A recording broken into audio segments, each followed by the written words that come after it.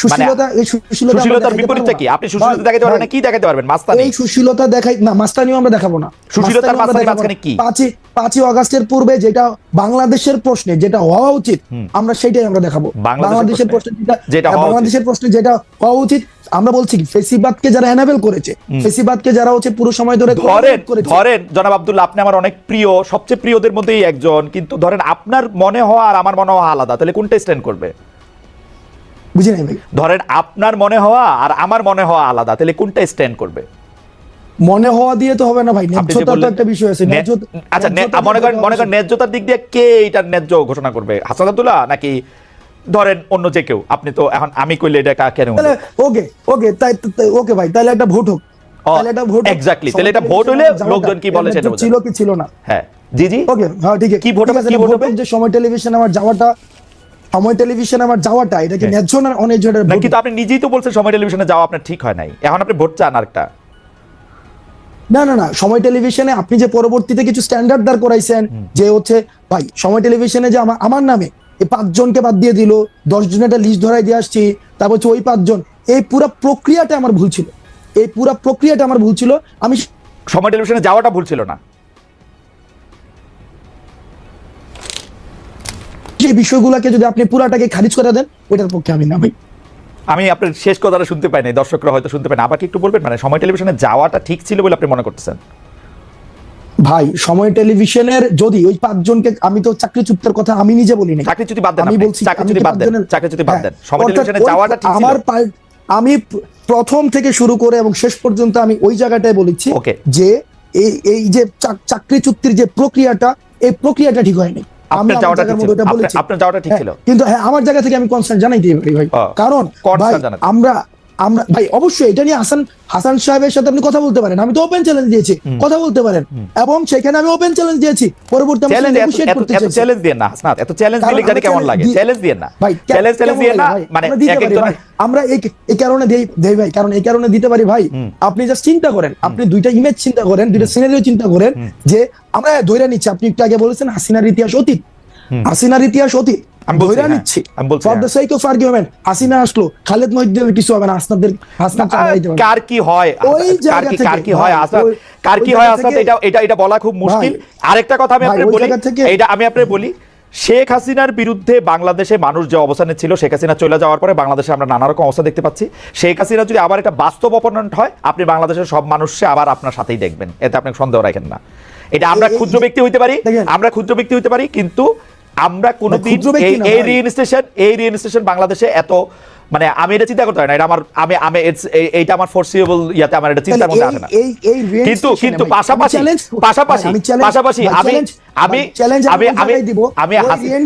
হাসিনা চলে গেছে যারা ফ্যাসিলিটেট করতে চাইবে, ওই রিইনস্টেশনকে যারা ফ্যাসিলিটেট করতে চাইবে বা ফ্যাসিলিটেট করার কোনো ধরনের প্রয়াস চালাবে, সেই জায়গায় আমরা চ্যালেঞ্জ জানাবো, এবং এটা স্পষ্ট। কিন্তু হাসনাত, আমি হাসিনার মতো এরকম কাউরে চাই না যে সে একই সাথে নেতা, কাজী, প্রধান, ডাক্তার, এরকম সব দায়িত্ব নিজেকে ওই অ্যাসাইনমেন্ট দিবে শেখ হাসিনার মতো করে।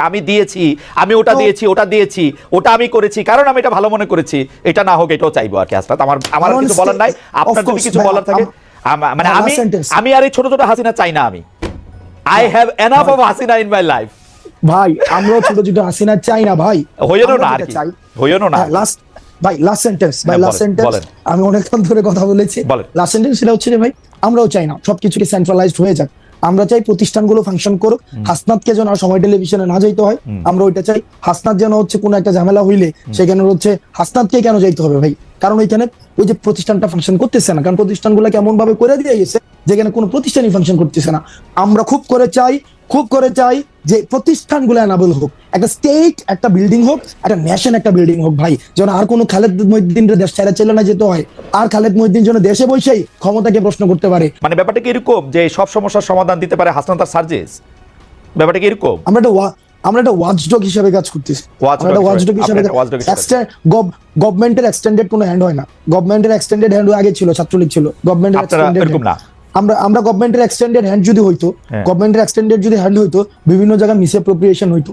আমরা তো মিসঅ্যাপ্রোপ্রিয়েশন না, আপনারা কোনো মিসঅ্যাপ্রোপ্রিয়েশন করতেছেন, আমরা যেটা করতে দিতেছেন না, আমরা চাইতেছি আমরা চাইতেছি মানুষ যেটা কইতে চাইতেছে, আমরা মানুষ যেটা চাইতেছে, মানুষ যেমন বাংলাদেশ চাইতেছে, আমরা আমাদের জায়গা থেকে ওয়াচডগ হিসেবে একটা গভর্নমেন্টকে, গভর্নমেন্ট যেন প্রপার ফাংশন করতে পারে, গভর্নমেন্ট যেন আমাদের ডিরেল না হইতে পারে, গভর্নমেন্ট যেন ডিরেল না হইতে পারে, গভর্নমেন্ট যেন সংস্কার করে একদম বছরের পর বছর মানে একটা ওই যে হাসিনা যেটা করছে থাইকা না যেতে পারে, গভর্নমেন্ট যেন আবার মানে ব্যাপারটা এমন না যে এই যে আওয়ামী ফেসিবাদ, এটা তো এমন না যে এটা চ্যাপ্টার যে কেউ হচ্ছে ফেসিবাদী হইতে পারে, ওকে, এটা যেন আর কেউ না হইতে পারে, মানুষের আশা আকাঙ্ক্ষা। আচ্ছা, আপনি মানে এই কাজটা খুবই আপনি চমৎকার বলছেন জনাব আব্দুল্লাহ। এইটা আপনি বলেন তো, এই যে বৈষম্য বিরোধী ছাত্র আন্দোলন, জাতীয় নাগরিক কমিটি নামে আপনার দুইটা সংগঠনে কিন্তু সক্রিয়, দুইটারই অফিস আছে।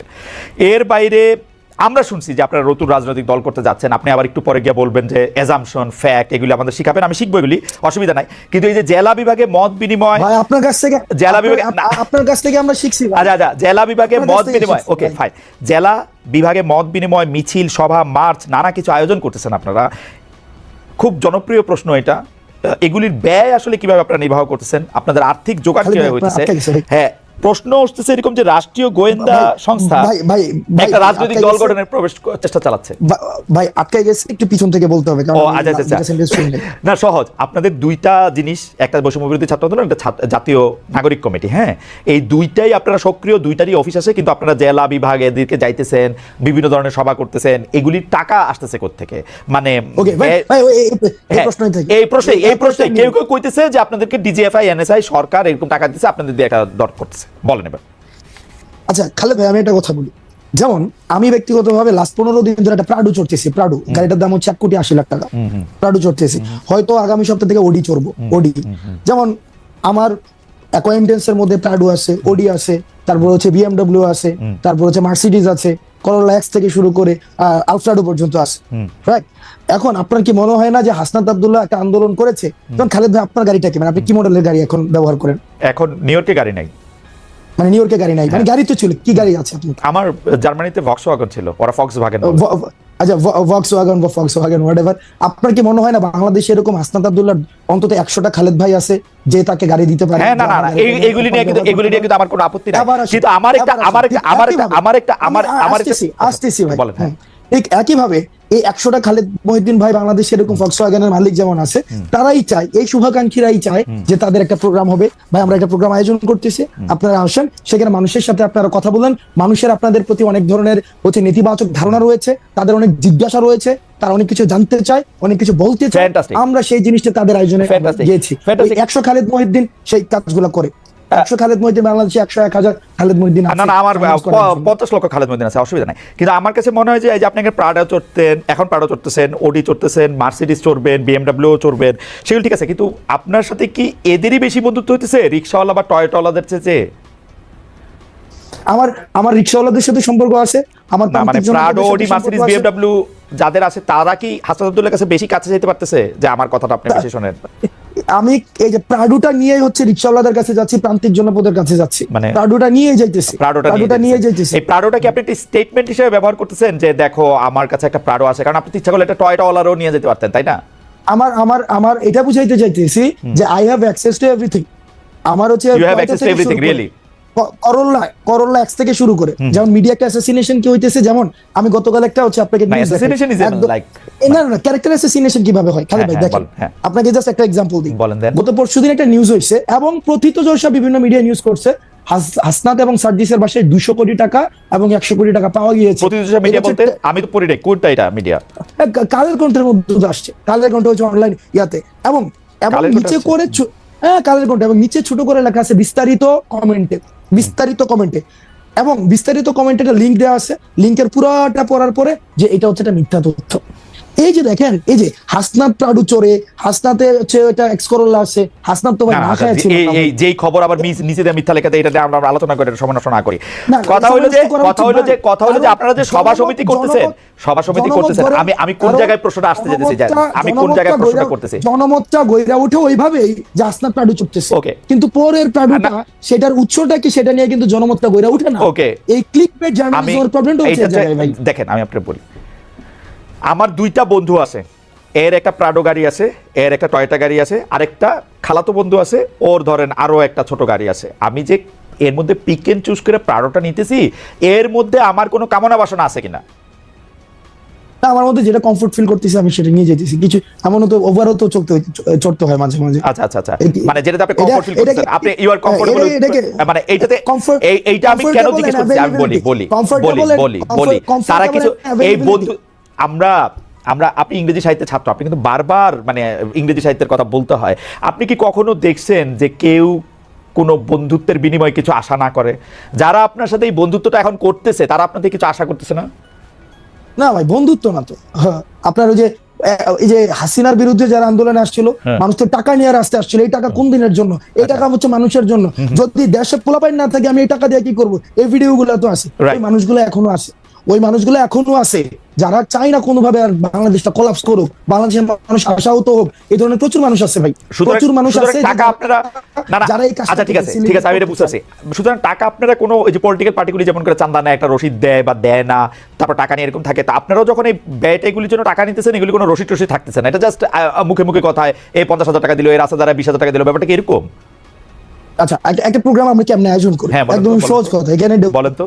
আমরা তর্কের খাতিরে ধরে নেই এই প্রোগ্রামটাতে 1 লাখ টাকা ব্যয় হবে। এবার আপনি আমার ব্রেকআপটা দেখান। এবার আসেন প্রোগ্রামটা আয়োজন করে কিভাবে। একটা বিষয় প্রথমে মাথায় রাখতে হবে, বৈষম্যবিরোধী ছাত্র আন্দোলন রাজনৈতিক দল, আমি শুরুতে বলছি সবার অংশগ্রহণ করেছে। এবার ধরেন খালেদ মহিউদ্দিন ভাই চাইতেছে তার এলাকায় মানুষ কথা বলতে চায়, তার এলাকায় যারা আন্দোলন করেছে তারা আমাদের সাথে কথা বলতে চায়, তারা আমাদের বিষয়ে কিছু বিষয়ে তারা ক্ষুব্ধ, তারা আমাদের বিষয়ে তারা কিছু ইস্যু আছে, এবং একই সাথে তারা কিছু আশা আকাঙ্ক্ষার কথা বলতে চায়। আমরা সেখানে যাই, খালেদ মহিউদ্দিন কি করে সেই প্রোগ্রাম আয়োজন করে, সেই প্রোগ্রাম